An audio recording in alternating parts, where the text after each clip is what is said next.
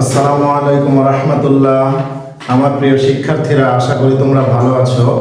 আমি আবারও তোমাদের সামনে ট্রান্সলেশনের আরেকটি ক্লাস নিয়ে এসেছি।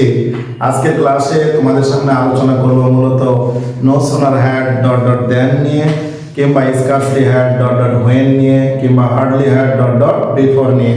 এই তিনটার অর্থ কিছুটা একই রকম, আর এই বিষয়গুলো নিয়েই আজকে আসলে তোমাদের এই ক্লাস। আমি চেষ্টা করব তোমাদেরকে বিস্তারিত আলোচনা করতে। মনে রাখবে, আমার এই চ্যানেলটা মূলত ইন ডিটেইলস সব কিছু শেখানোর জন্যই। আমি শর্টকাট ওয়েতে অবশ্যই শেখাবো, সেটা আরও পরে, কিন্তু ডিটেইলস জানা একান্ত জরুরি। তো যথারীতি ক্লাস শুরু করার আগে একটি অনুরোধ করবো, সেটা হচ্ছে please subscribe my channel and follow my Facebook page. Like, comment, শেয়ারগুলো অবশ্যই করবে, তাতে আমি উৎসাহিত হব এবং অনুপ্রাণিত হয়ে আরো আরো ভিডিও তোমাদের জন্য বানাতে পারবো। তো আসি, খেয়াল করে দেখো, আমরা যখন কোনো কথা বলি তখন ঠিক এভাবে বলি, ও আসতে না আসতেই কামাল চলে গেল।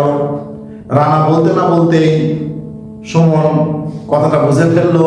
এই বলতে না বলতেই, করতে না করতেই, ধরতে না ধরতেই, মারতে না মারতেই, এই ধরনের যখন কোনো বাংলা আসে তখন আমাদের মূলত no sooner had plus subject plus V3, এরপরে দেন দিয়ে সাবজেক্ট প্লাস V2, এই নিয়মে করতে হয়।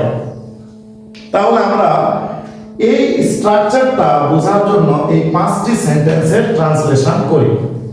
খেয়াল করো, শিক্ষক শ্রেণীতে প্রবেশ করতে না করতেই ছাত্ররা দাঁড়িয়ে গেল। তাহলে দ্য টিচার, সরি, এখানে তাহলে শুরুতে আমরা কি করব? শুরুতে আমরা মূলত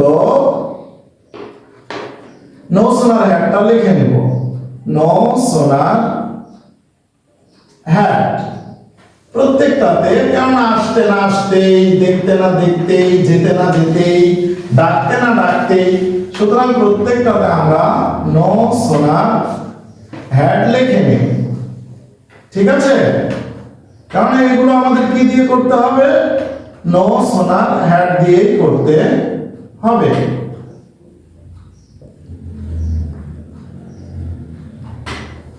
হ্যাড, নো সোনার হ্যাড। এরপরে আমাদের কি বলা হয়েছে? সাবজেক্ট আনতে হবে। শিক্ষকটি শ্রেণীতে প্রবেশ করতেই, দা টিচার, প্রবেশ করার ইংলিশ কি? এন্টার, এন্টার দা ক্লাসরুম কিংবা ক্লাস, দেন দ্য স্টুডেন্ট, ছাত্রছাত্রীরা কি করলো? দাঁড়িয়ে গেল। Stood up. আশা করি বুঝতে পেরেছ। No sooner had the teacher entered the class than the students stood up. শিক্ষক শ্রেণীতে প্রবেশ করতে না করতে ছাত্ররা দাঁড়িয়ে গেল। এরপরেরটা কি? তুমি আসতে না আসতেই সে চলে গেল।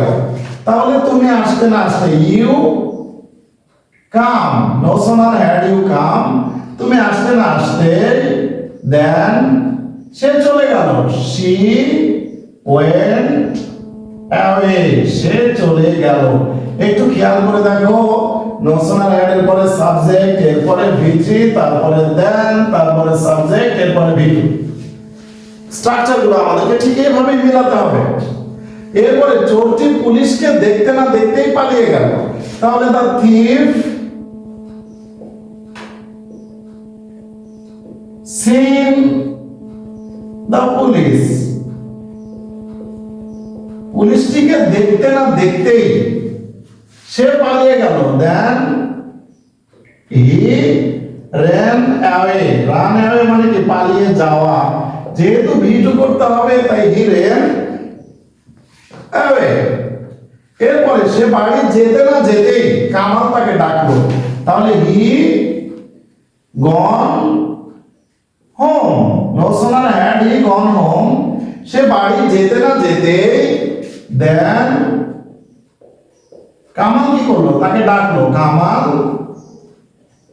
তারপরে V2 কল হিম, কামাল তাকে ডাকলো।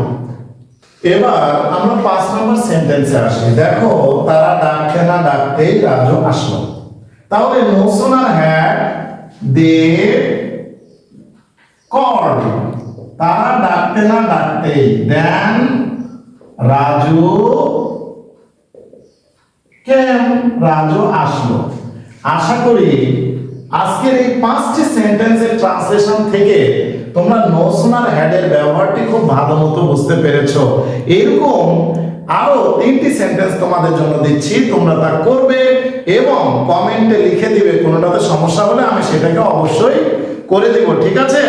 আর এরকম আরো ভিডিও পেতে চাইলে অবশ্যই আমার চ্যানেলটি সাবস্ক্রাইব করবে এবং ফেসবুক পেজকে ফলো করে রাখবে, ঠিক আছে? আমি এখন তোমাদের 3টি সেন্টেন্স দিয়ে দিচ্ছি। তাহলে সেই 3টি সেন্টেন্স হচ্ছে এই 3টি তোমরা অবশ্যই করে দিবে। তো আজ এই পর্যন্তই। Thank you all.